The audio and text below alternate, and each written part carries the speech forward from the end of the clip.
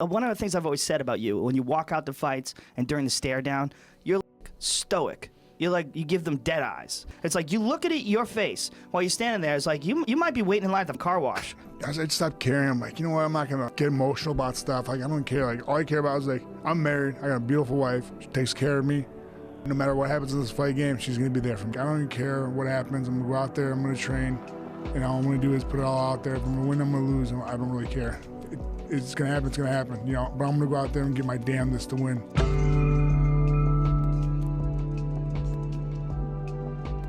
Yellow, Castiamano. A man who's thinking or worried about getting hit is not gonna have a good sense of anticipation. He will, in fact, get hit. Bruce Lee. The great mistake is to anticipate the outcome of the engagement. You ought to not be thinking of whether it ends in victory or in defeat. Let nature take its course and your tools will strike at the right moment. This appears to be the case with Stipe Miocic. Whether he's in trouble or feeling for his opportunity, he addresses that moment with a calm indifference. Thus, the strike he needs comes as second nature. Comes as nature intended based upon his training.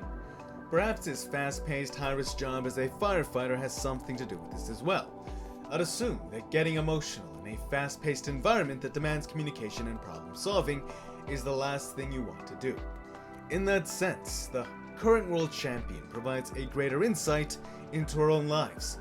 By not focusing on what might happen, he is able to focus on what is happening.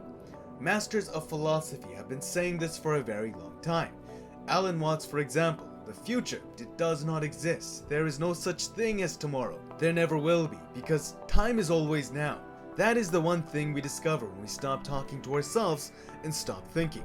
We find there is only present, only an eternal now. Eckhart Tolle.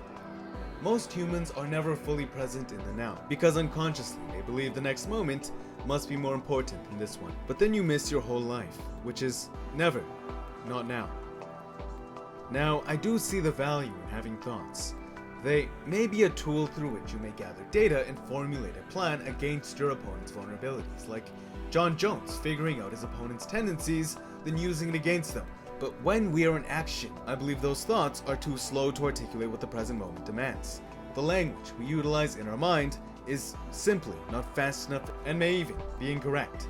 Thus, I believe, as the masters have said, to not be worried about the future, the past. To reside in the present is how we engage life, for that is where life happens.